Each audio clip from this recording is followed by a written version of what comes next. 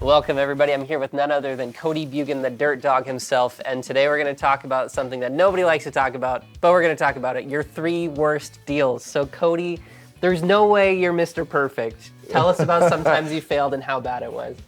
Well, first let me say that the reason I'm at where I'm at today is because of my failures, right? I've always learned way more failing than I ever did succeeding.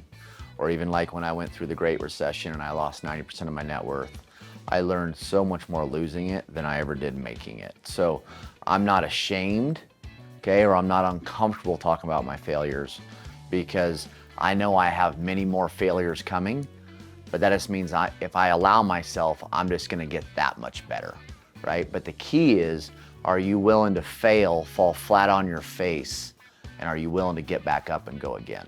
The first one I'm gonna tell you about, and what made this deal challenging, was trust, okay? I'm a big believer that trust is the foundation of everything, okay?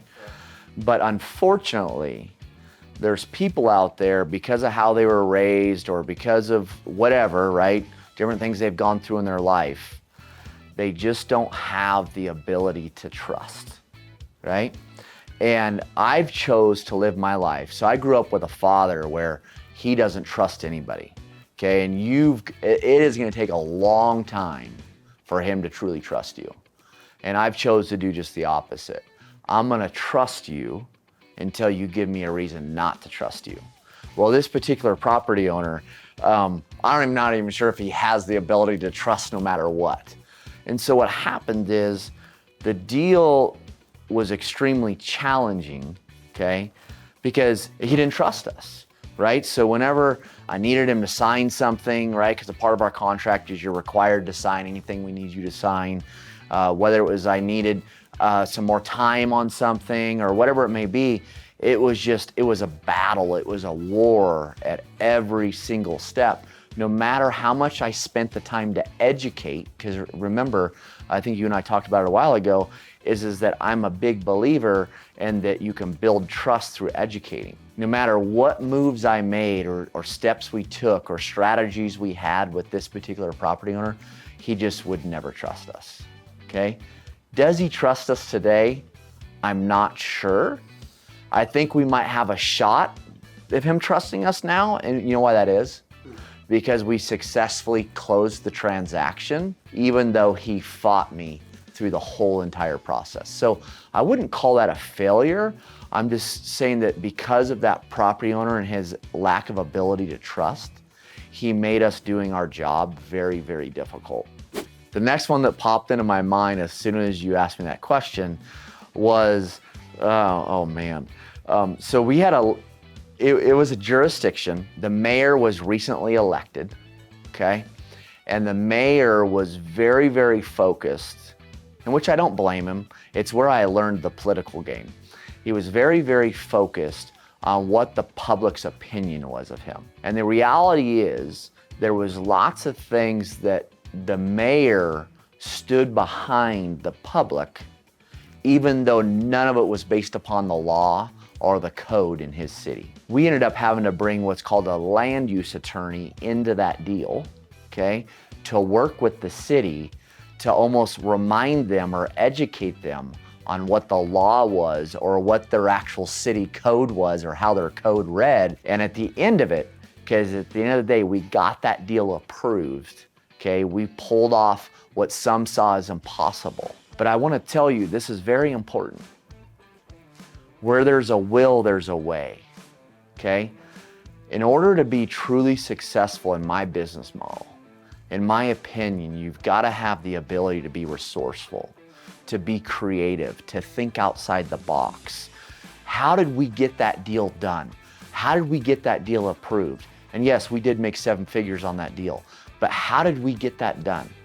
Well, we got that done because we did not give up, because we are constantly trying to find how do we figure out a win-win here? And it's really where I figured out the importance of be willing to fall on swords for the jurisdiction.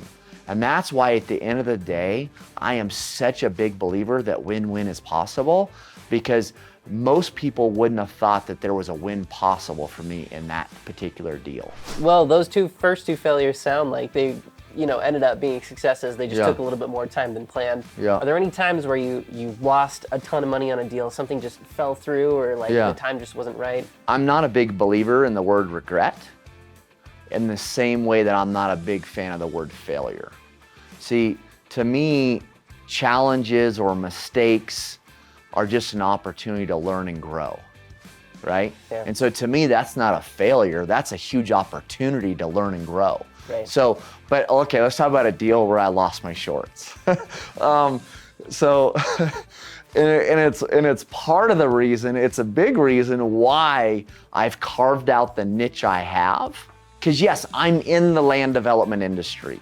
I have developed tons and tons of projects. I'm even willing to develop projects today, okay? But the thing is, that's not what I teach. I teach you how to make money in my space, by bringing value in my space without ever taking on the risk of putting a shovel in the ground or ever starting the construction of the actual land development. So yes, we are in the land development space, but we teach you how to play and bring value without ever putting a shovel in the ground.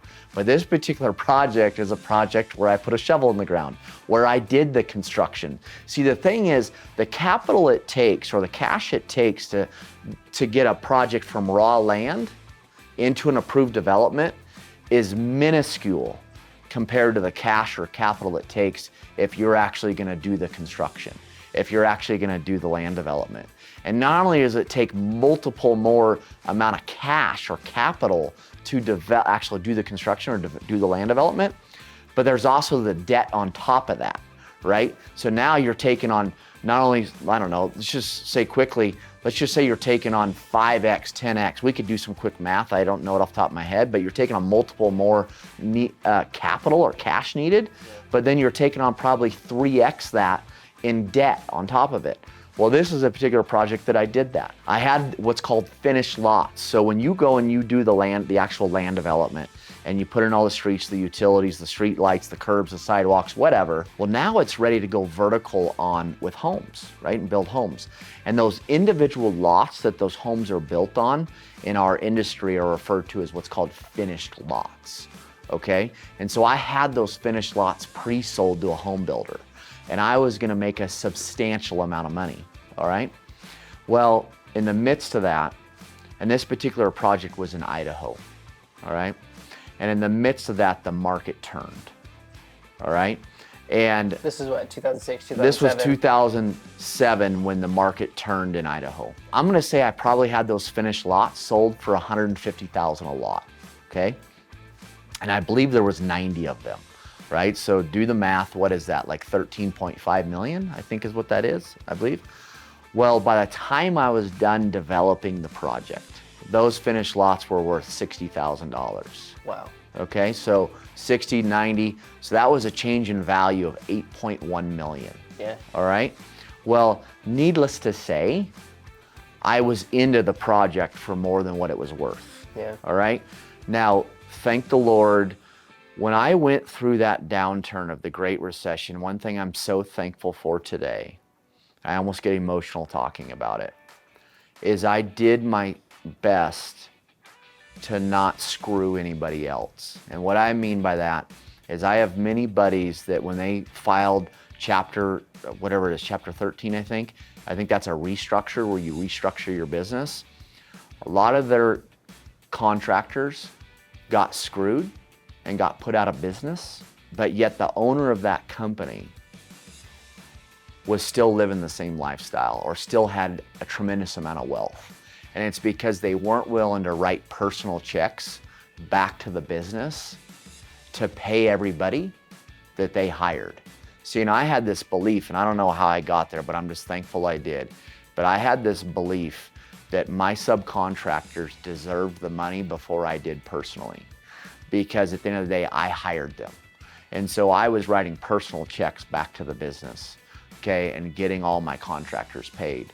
And like, needless to say, on that project, those contractors, those consultants, those subs got all paid in full. and it was because I was writing checks back to the business. But I took an absolute whooping on that deal. And even at the end of the day, there was, and I'm kind of rambling here, but it's important. I want you to learn from this, is that back then there was what you could do, what was called a deed in lieu of foreclosure. And that project was upside down, it was toast. And so that was the first and only deed in lieu of foreclosure I did with that bank, where I handed them back the deed of the property in lieu of them foreclosing on it. But I wrote them a check for I forget how much money in order for them to do that. And I think at the time they had like 170 files on their desk that were in default, and I was the first project they settled. And the reason that is because I chased the bank that let's settle this instead of letting them chase me. Was that the right decision looking back? I don't know, but I hate negative energy to a fault. And so I wanted it off my plate. And I can tell you with that bank, there was others that didn't chase the bank, they let the bank chase them. And at the end of the day, they struck a lot better deal than I did. But moral of the story, sorry to ramble, but it's just that I lost millions and millions and millions of dollars on that deal. I think the cool thing about this, though, is, you know, in all of these examples, is you handled them with grace, and what you really did was you established your legacy, right? Even though you lost millions of dollars, you kept your integrity, you know, you kept your head. Yep. And ultimately, you are who you are today now. Yeah. So are any final thoughts or pieces of advice for anybody looking to get into the development space? I would say whether you want to get into the development space or whether you want to get into other space, get comfortable with what the question was, failure, okay? Get comfortable with the idea of falling flat on your face. See that as an opportunity to learn and grow. And the way you do that is getting back up on your feet and keep going. I mean, that is the key. And I'm not the first to say that, but I will tell you that I've done it and I continue to do it. And I want to continue to fall short or have challenges. I choose not to use the word failure, but I continue to want that in my life because they're the best opportunities for me to level up my business and who I am as an individual. That's awesome. Thanks, Cody. And if you guys want to learn more about how to get into the land development space, click that link below. It'll take you to, there's courses, there's lots of different materials that you can access on Cody's website. So click that link below if you're interested, and we will see you guys on the next one.